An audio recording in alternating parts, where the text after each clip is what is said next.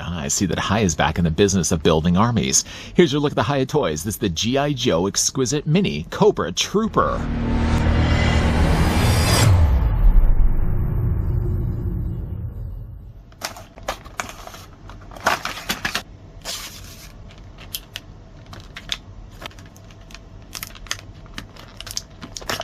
Cobra troopers form the core of the Cobra forces. Their ranks are made of criminals from around the world who have been drawn to the sinister hiss and dark message that the Cobra call. Typically wearing masks to hide their identity, they carry out chaos-causing missions handed down by Cobra Commander, who they faithfully serve without question. I don't know if Cobra's enlisting, but I can tell you, though, there is a listing for the Cobra Trooper currently on Hiya's website. Right now it shows as being a pre-order, so if you guys are interested and would like to get the Cobra Trooper for your army, you can click the link down below in the video description. I'd like to also thank the folks over at Hiya Toys that did provide this sample of the Hiya Exquisite Mini Series Cobra Trooper that we could look at, in this review. We're going to also be bringing in a second, some of the elites at Cobra, as well as another army builder, the Cobra Viper, that we've just recently looked at. Back, though, to the basics, and the basics involve the tape measure. The tape measure is going to tell us, first, that the Cobra Viper stands 3 3/4 of an inch in height, working out to be a figure that's about 9.5 centimeters tall. You know, if he's handling the payroll, but here's what the figure looks like along with their leader, Cobra Commander. Cobra Commander still is probably my favorite figure we've gotten from the Hiya G.I. Joe brand, even though right now it doesn't seem like he seems to be standing all that well. His troops, at least, will stand firmly, strongly, confidently behind him. Here's also what the figure looks like with the Exquisite Mini Series Destro, who certainly stands a whole lot better. Here's also the recently looked at Croc Master. Why not? And also, here's the other army builder I was mentioning earlier, the Cobra Viper. If I may, I'd like to draw your attention to the accessories that come included with the Cobra Trooper. I'd also like to draw your attention to the fact that the figure does come included with the display stand. And lastly, I would like to also draw to your attention that it's a similar style of stand as the ones we've already gotten before. Although I can't help but notice that the stand in this case isn't as shiny as some of the other offerings that we've gotten before. Here's just two. They attach obviously the exact same way too. If you look at first the top, the terrain, nice muddier terrain. Of course, there's some bullet casings all across there, and there is, although it's hard to see, it's camouflaged right now. There's a peg right there, again, that can plug into the Cobra Trooper's boots. Hold on to this. Don't let go. Well, you can obviously let go if you're going to be looking at the figure, but keep this close and on the ready because the Cobra Trooper is definitely going to need it. Say what? We'll talk about more of that in a moment. On the bottom, though, of that, let me also draw to your attention the fact that there are some slots. There are two here, two here. Take yourself these eye brackets, and what do the eye brackets do? You take yourself one side of it, take yourself the other display stand we just finished bringing in, and attach the two together. Now, the more that you have, the more eye brackets, the more display stands, the more time you have on your hands will determine how big of a terrain that you're going to have your Cobra Troopers, or for that matter, G.I. Joe, standing on top of. Move that off to the side. Again, I'm going to keep that really close and on the ready, because again, this Cobra Trooper has some difficult time to stand. Hope you can stand for the fact that the figure does come include some swappable hands as well. Not the best of segues, but at least it does show you that the figure does have a couple of gripping hands. These hands are actually a little bit more of a trigger hand, as you can see, with the finger just barely stretched out. The figure does already have, technically, on the ends of his forearms, gripping hands anyways, so it doesn't necessarily mean that you have to spend some time to swap them out. But you certainly will want to keep at least gripping hands on the figure because, of course, he does also have some firearms. A longer firearm. This one doesn't have a removable clip. Kind of a shame. I kind of really wish that it would. And he also comes included with this one as well that does not have a removable clip. I really did think that they would, but they don't. I do like the finish on them, though. It's not really quite silver. It's not really quite gunmetal. It's more, I would say, kind of a bluish gunmetal gray. And of course, he can hold it in his hands. It comes back to one issue I still really have when the figures get gun accessories, where, like, you can see, like, the handle, for example, is encased with something else. It always causes a conflict when it comes to the figure trying to properly hold these. Sure, yeah, you can try all that you want to get the figure hand to go around that. At least the figure hands are softer in plastic, but it's always a difficult thing to try to get them around this type of handle. Oh, dislike this. I don't necessarily say that it was bad on Hiya's part to include a gun like this, but at least you get yourself another one that holds a whole lot better. Again, you're just going to open up the grip here, take the handle, slide it all the way in there, and now the Cobra Trooper can at least fire with something.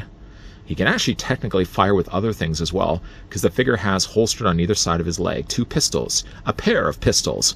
Sorry for spitting on all of you. If you pull out the pistols, though, you can see one nice little attention to detail is that they actually painted the trigger red. They didn't have to do that at all. And for that matter, they didn't really have to paint the top of it either. That's a lot of additional paint. Really nice job on the guns. And again, he has two of these. One on this side, and if you look on the other mirror flip of sides, he also has a pistol over here as well. If you look and I draw your attention to the back, the figure does also come included with a knife that you can unsheath. So 2 guns, 2 pistols. Well, I guess pistols technically are guns as well. And he also comes included with a knife. So he gets 5 weapons, even though really 2 only come inside the packaging with him. Let's remove the gun for right now. We'll put it off to the side.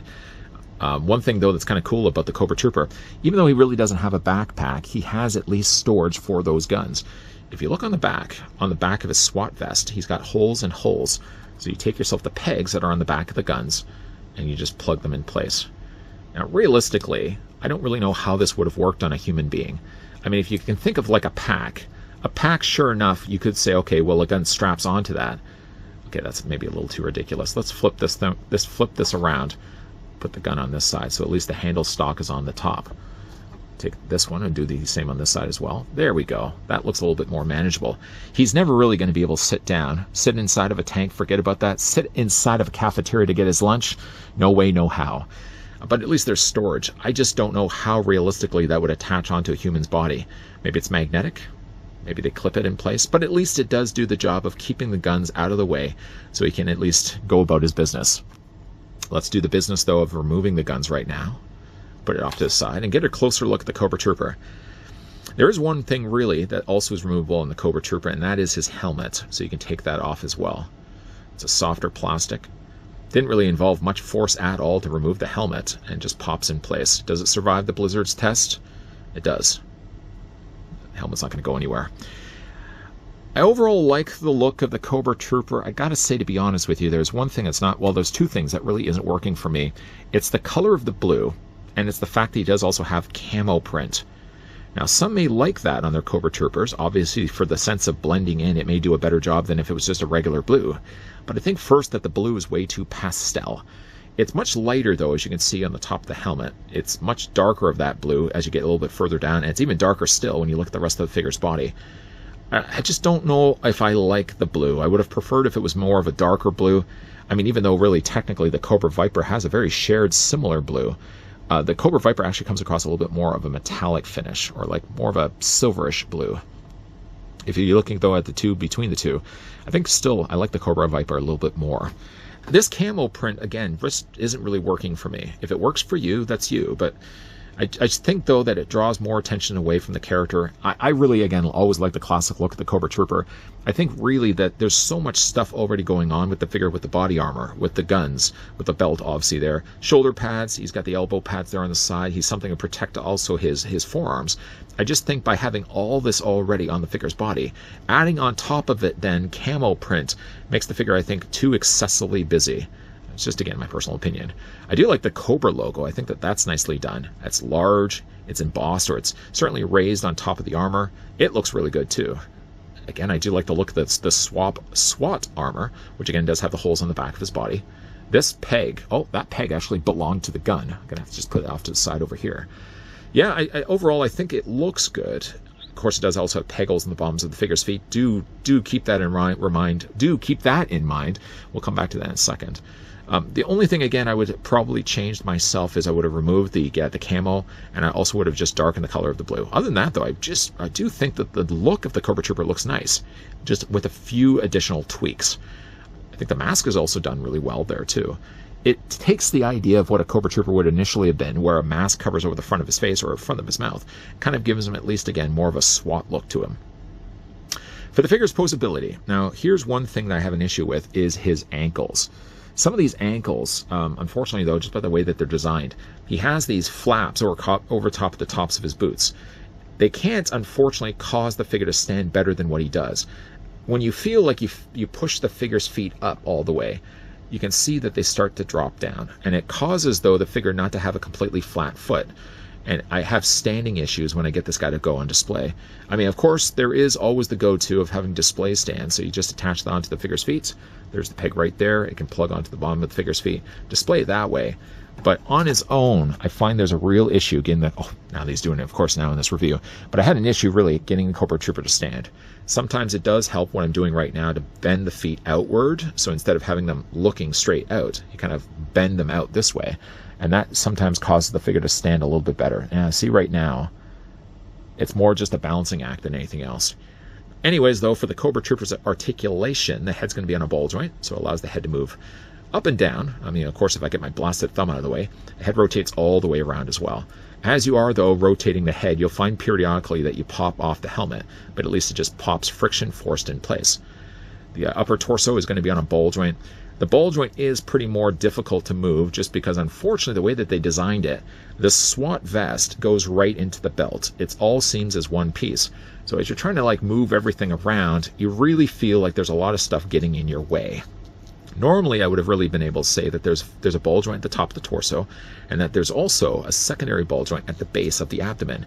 But really, though, with the armor, and even though it's rubber, the armor covering over all of that really does impede a lot of the figure's posability. The arms hinge out forward and back. You can also take, of course, the arms and rotate them all the way around. There is a bicep swivel. If I get in there, there's a bicep swivel. There is a double hinge on the elbow, and the hands rotate all the way around. For the legs of the Cobra Trooper, I've got Viper on my brain here, again, it's kind of more self-contained. So like the holster is attached to the belt, which is attached to, again, a vest. It sounds like we're about to break out in a kid's song. The holster is attached to the belt. Okay, forget about it. The legs do split out, but again, like it kind of feels like there's things fighting against you. Sure enough, yeah, they go forward and back. There's a swivel there at the top of the thigh. Double hinge on the knee. No articulation here for the boots. The boot guard, I mean, this is all kind of one piece anyways. But again, when it comes to the ankles, there's not much really that you can move out. There's as much of a hinge that we have to work with. And even then, not really can get to the point of where you can get this figure to stand all the time. There's an ankle rocker there also as well. Short of just having the figure having difficult times to stand, aesthetically, I think I like the look of the character. There are, though, a few things. I'm not even gonna fight this. I'm just gonna get this guy on a display stand, pop him onto the peg, and kind of just twist the foot back and forth, just so he stands a little bit better. There we go. Bring back in the Cobra Viper. The Cobra Viper stood a lot easier. And actually, if you look at the way the figure's feet are designed, the feet sort of go over top of the shin, where I feel like in this case, the feet are kind of tucked under the shin, and you can't quite get that hinge to work properly. The Cobra Trooper, I think, does look good. I don't really like the camo so much on the design. I think it's also too pastel of a blue. I would have preferred if it was a little bit darker. Somehow I seem a little more accepting of the colors, similar in colors, working on the Cobra Viper. And yet with the Cobra Trooper, I kind of would have hoped to have the colors a little bit darker. Of course, there's Cobra Commander there as well to lead his troops. I don't know if he's going to be all that happy with the fact that Cobra Trooper is now standing a little bit taller than him, but I like the ranks of the Cobra. I mean, we sort of did work our way backwards. I mean, in the fact that we kind of looked at the Cobra Viper first. Cobra Viper really, as a troop builder, would have come after the Cobra Trooper, but now we're looking at him right now. The design is good. Again, there are a few little things that I would have probably tweaked a little bit differently myself, but certainly, though, if you like the classic look of the army building and troops for Cobra, you can't pass your chance on picking up the Cobra Trooper for yourself. 411, I forgot to mention in this review, those larger rifles that come included with the Cobra Trooper have those pegs removable, so if you don't like the obnoxious nature of having those sticking out, they can easily just remove. I removed one accidentally in this review, but they're supposed to. You just basically pop them out. So if you don't have plans, for example, to attach them on the back of his body, I know, again, the realistic applications of how that really attaches to his vest anyways, though, you can remove them. You're just going to have to put them in a place, though. You're not going to lose them because they are small, very tiny, as same can really be said for anything that's really on the Exquisite mini release of the Cobra Trooper here. What I do always think that's charming about this line is that you can look at a figure inside of a packaging and say to yourself, okay, well, he's going to have 2 rifles. He's going to have as well the display stand, and of course with that goes as well the eye brackets. Those are all things that you expect to see, because you can currently see them in the package. It's not really until you remove them from their plastic prison that you discover all these other fun things about the Cobra Trooper, like that he has unholstered guns on the sides of his legs, an unsheathable knife, which I currently have unsheathed and currently in his hand, and he does also have a removable helmet. Those would not likely be things that you would say to yourself right away, oh, the figure has all of those things. if it wasn't for like reviews like this. If you go back to the original days of G.I. Joe, obviously a lot of those things would have just been molded onto the figure. It would be really hard to kind of always push the idea in your storylines as a kid, oh, these Cobra troopers got, they got locked away. They got sent to prison, when clearly they have molded guns on the sides of their legs. Well, why don't you just use the molded gun? Well, you can't use the molded gun because it's never going to be removable on the figure in the first place. Now, this guy is currently showing as a pre-order on Hiya's site. I would imagine the same would be there as well when you go to any other site that currently stocks or currently has pre-orders of Hiya brand.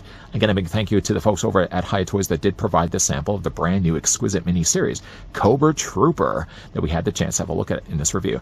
All in all, though, I do like the look of the figure. There are, again, a few little things I wish would have been a little bit done differently. If you like, though, the camo print of the blue and you like the coloring of the blue, this one might be right up your alley. Speaking of which, though, I wonder if we're ever going to be getting that Alley Viper. Definitely looking forward to that one.